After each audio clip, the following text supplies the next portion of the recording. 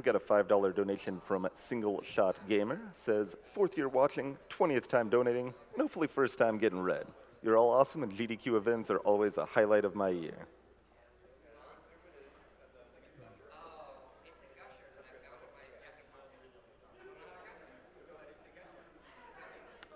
We've got a $300 donation from Jeffrey McLean. They say, I dedicate this donation to the memory of my aunt, Dr. Constance Griffin, a researcher of pancreatic cancer who passed away to the very disease she was studying.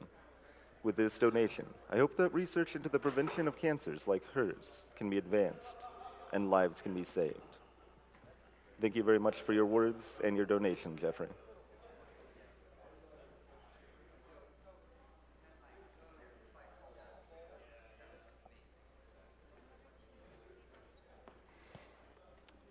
We've got a $25 donation from Anonymous. Watched this for some time now. Finally have money to donate, so here it is. Beat the cancer and kill the animals. Also, if you say my name correctly, I'll donate $10 more. I think I nailed it with Anonymous.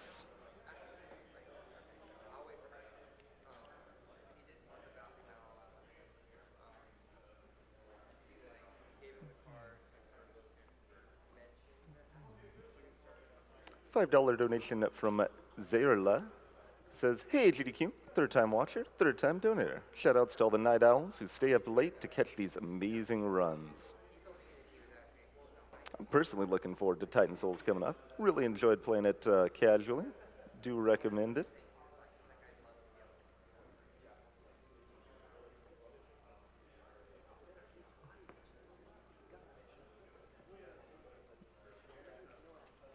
Got a $20 donation from Making Changes, who says, having recently quit drinking, here's the first bottle I didn't buy going to a better cause. Thank you to everyone involved with AGDQ for the great things you do. Thank you, Making Changes, and good luck.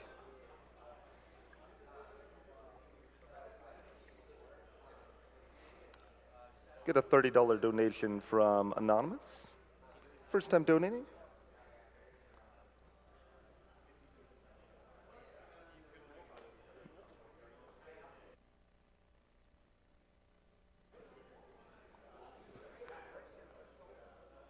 Oh, sorry about that. We've got a $30 donation from Anonymous. It says, first time donating. Thank you all so much for this amazing thing you're doing. Yo, it's not 5 a.m., so I can't get you breakfast. AGDQ is also sponsored by World 9 Gaming, the premier computer console and arcade gaming provider for events all across the Midwest. They've got a dedicated staff with lots of tournament expertise and a big collection of over 2,000 games and 100 consoles. You can check out their website at world9gaming.com if you're interested in booking them for events.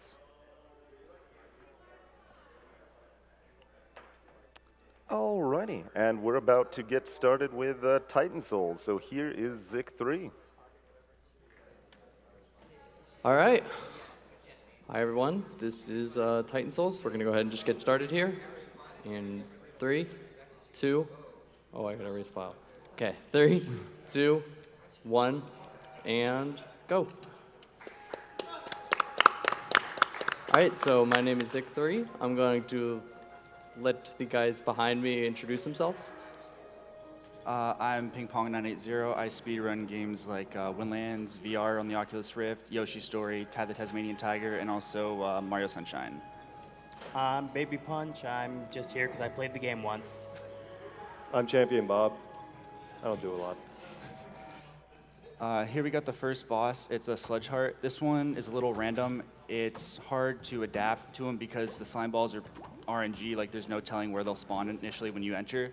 So it makes it kind of a challenging boss for new players and older players, like more experienced players also. So here you have him going for his weak spot.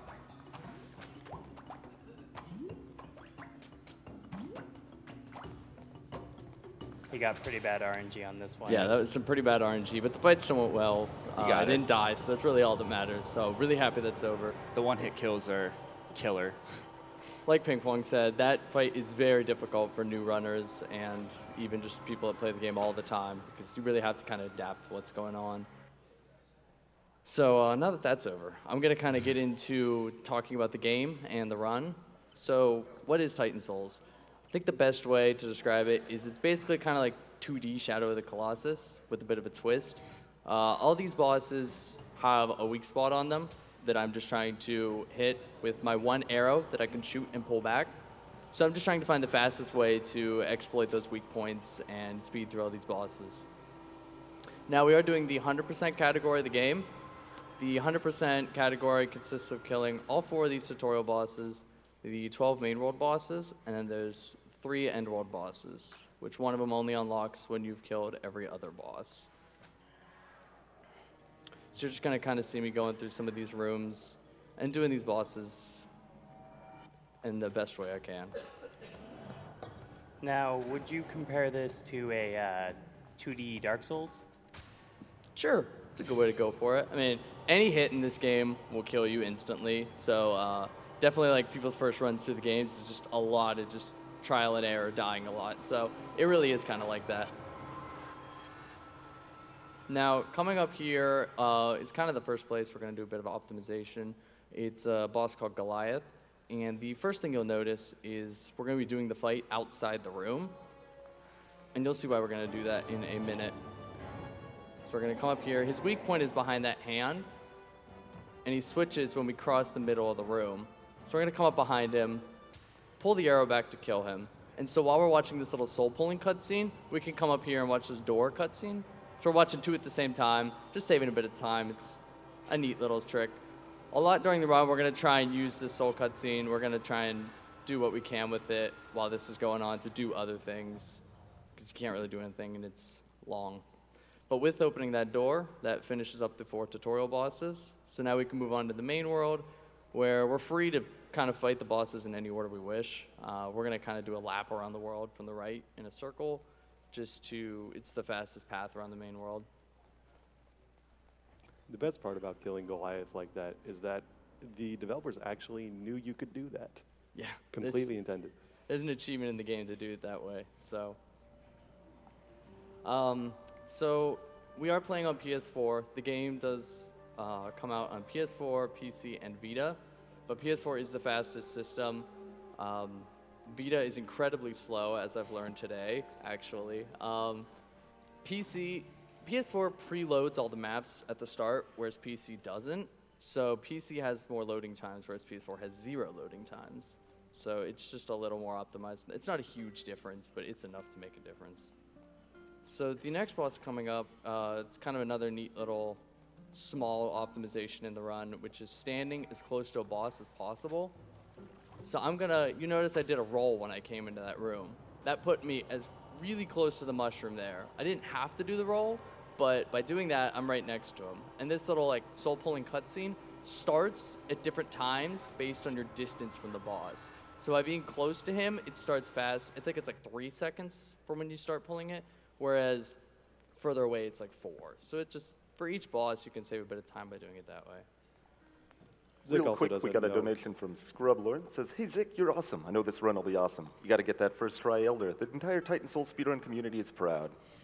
Thank you, Scrub Lord. I'm hoping for that good Elder run, too. So we just made our way through a little Ocarina of Time forest there, which I'm not sure if it actually tricks anybody. I figured that forest out when I first played the game. But after this boss, we have a bit of a walking section to the next boss. So I figured until the next checkpoint, I'd leave it open for donations, if there are any. Sounds good. We got a $25 donation from Yellow Frog in the Rain. It says, "I tried Titan Souls and had a terrible time with it, so here's to watching it done well." Donation goes to Dark Twinge's Choice for his beautiful voice. Thank you much. And we have a $3,333.34 donation. Wow.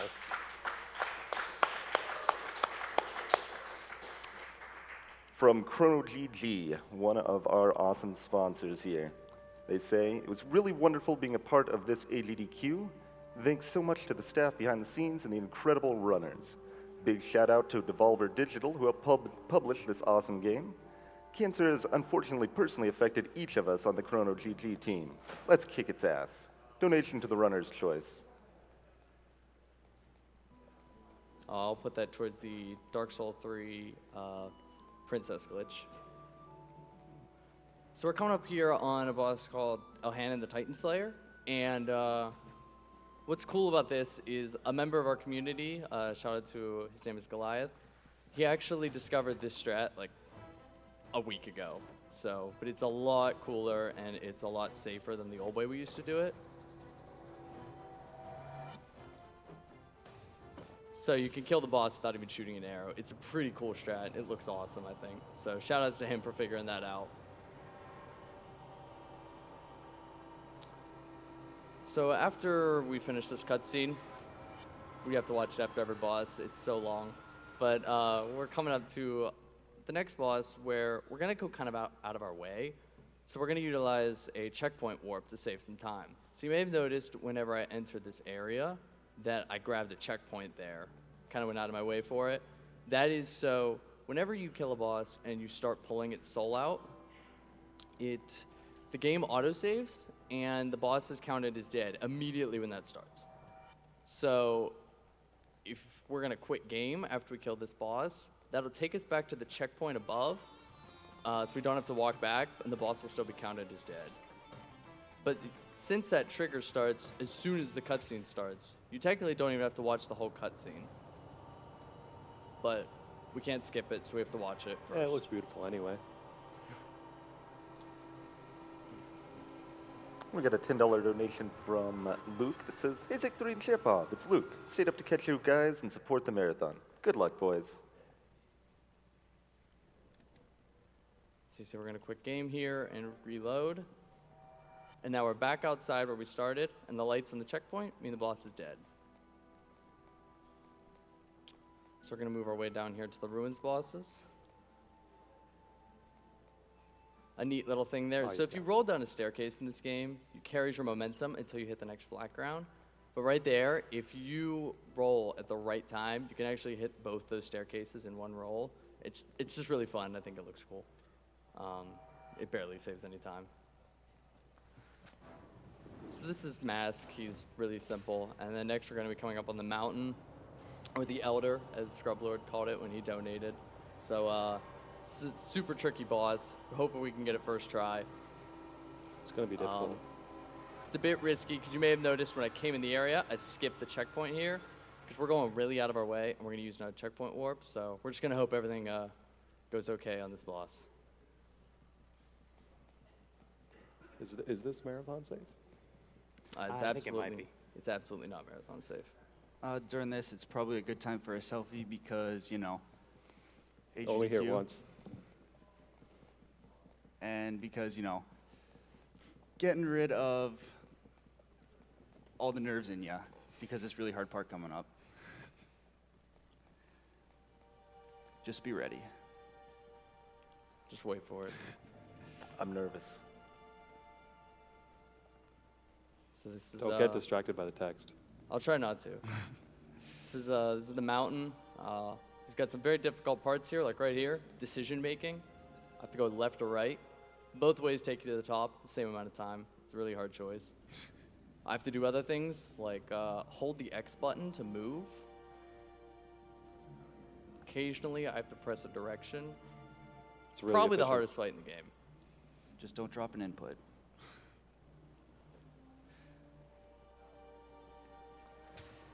Okay, we did it. Perfect. Thank you, thank you. Good job, good job. Oh, that was close.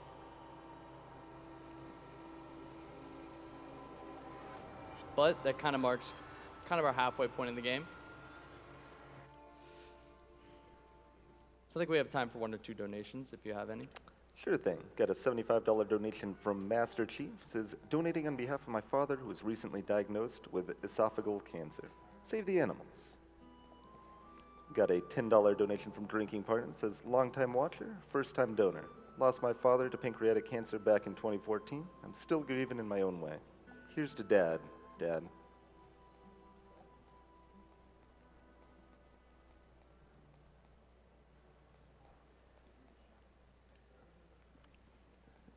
Got a $10 donation from Puffy that says, shout out to all the runners and staff working the night shifts at this marathon. Someone who's watched last year AGDQ at a completely different time zone. Your efforts are greatly appreciated and enjoyed.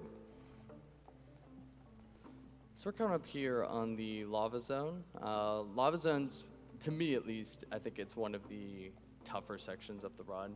These are very precise fights, and they're very fast. One wrong move could mess any of these fights up. Okay, so the first one went well. Nice. That's more of a safer way to do that fight. You can also, when he kind of hits himself with that bomb rock, you can wrap around the arena and shoot that crystal from below.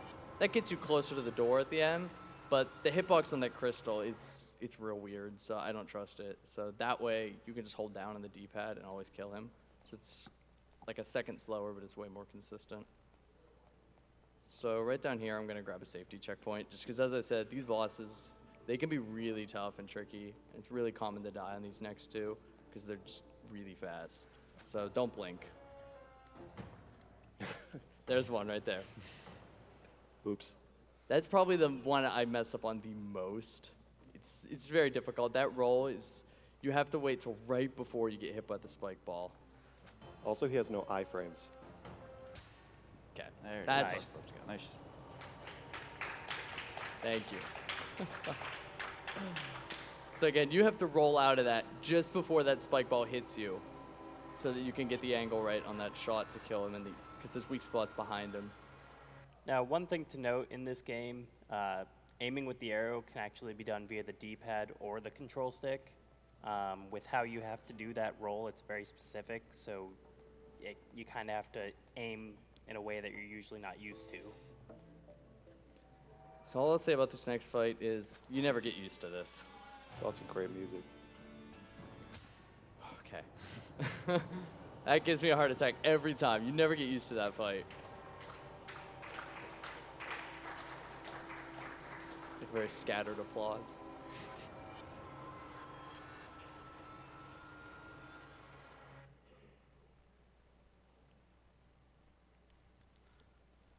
But with that, we are done with all of the lava bosses. Got a $35 donation from Pop-Tart Gamer. It says, good luck to all the runners, and thank you to everyone who made this event possible. You're all awesome. I always tend to get sick during GDQ, so thanks for the entertaining runs while I slowly recover. And of course, kill the animals. So coming up next is Onyxia the Dragon. And what's cool about this strat is we're going to use a checkpoint warp like we did before, but we're also going to be utilizing a death warp for the first time. It's to save a lot of walking, and we're going to skip that soul pulling cutscene. So first thing we have to do, we have to grab this checkpoint to warp to. And then we just have to light these torches to open the arena. The only puzzle in the game.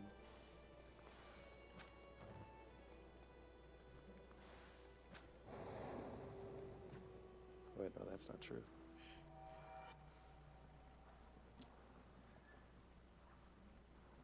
All right, so we're going to do the fight here. We're going to come down here, and we're going to kill him in such a way,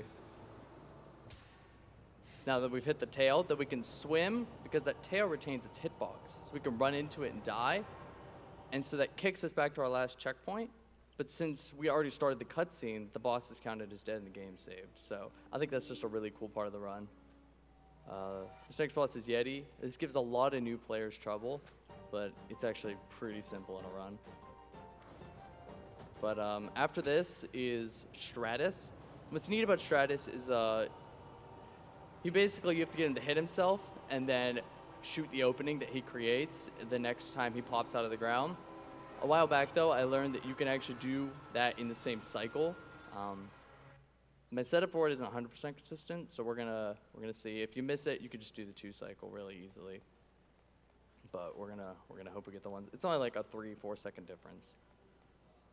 Let's see if we can get this 1 cycle.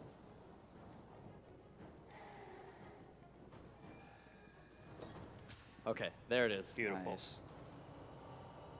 Another one of the runners has a different strat for that that's a little less safe. Usually if you miss it, then you're not really guaranteed to get a second cycle. You could die straight up. The way that Zix just did it is a little safer in the fact that usually he won't hit you, so you have a second cycle to attempt to kill him. Yeah, I learned that new strat like 2 days ago, but I didn't feel comfortable with it, being as there's no backup for it. But with that, we're done with all the main world bosses, so we have to walk a bit to the emerald bosses. So if you have 1 or 2 more donations, we have a little time for it. Sure thing. We got a $50 donation from Seraphim. Says, first time watching AGDQ, way awesome. Looking forward to watching in future years. Thanks to the team for setting this up and putting together such a great thing for the victims of cancer. And thanks to the chat for supporting such a fantastic event. I'd also like to plug some of our awesome prizes available. Right now, any donation of $50 or more will get you entered to win the really awesome Monkeying Around AGDQ banner. Any donation of $75 or more gets you entered to win our grand prize PS4 Pro with a VR bundle, as well as 10 games. So there's some awesome little bonuses you can get along with your donations there.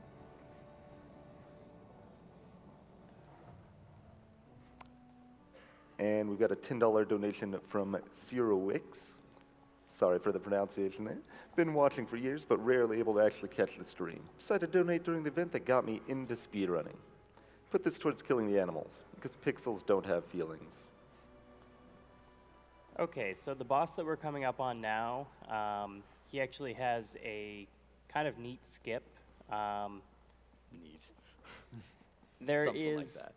there is a pixel behind him that we can actually get behind him and kind of wiggle our stick to get through him. In 100%, we obviously have to kill him still, but this can be taken advantage of in any percent to where you can actually clip behind him during the fight. In 100%, we still use this so that we can get behind him, start the soul pulling animation, and move on to the next area during the animation. That was actually a really fast pixel. That was a really good clip. That can range anywhere from instantly to like a minute, so.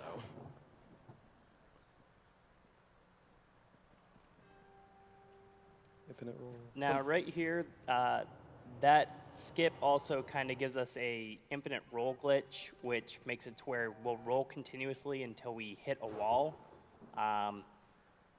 We don't really want that for fighting this boss because Soul is a relatively difficult boss.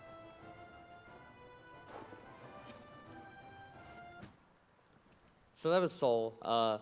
Soul, like, casually, is just an insanely hard boss. I thought it was impossible first time I played it. It was crazy. But shout outs to a member of the community, Sneaky, for finding that strat, which puts Soul in the same spot every time, so we can really control a fight, which is usually just chaotic and a mess, and I don't fully understand how it even works to this day. But somebody says, move here, move there, and it'll work. I'm down. So this is Truth. There's not really any way to speed up the final boss here, Truth, other than what's known as North Wall Exploit, whereas if I stand on this top wall, one of these wheels just doesn't know what to do, and it doesn't spin. It just bounces off the ground. It's the only way you can speed up this fight, as far as we know. Other than that, I'm just dodging these little shark-like guys, trying to hit the eye as it appears, and we're going to finish the fight here. It's a shame we can't speed this up, because it is a decently long fight compared to all the others in the game. Time is on hitting the eye at the last cycle. Time.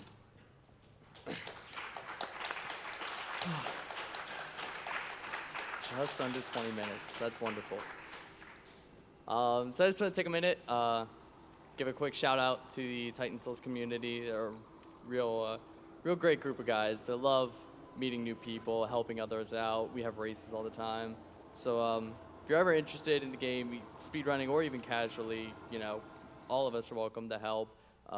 It's like the perfect time to get into the game. It is until noon tomorrow. Chrono GG has the game as their daily sale, and it is also the PS Plus free game of the month. So it's like the perfect time to pick up the game. Is that tomorrow or today? Technically today, you're right. Friday at noon, EST. But yeah, that's Titan Souls. Thanks for having me. It was a blast. Yeah.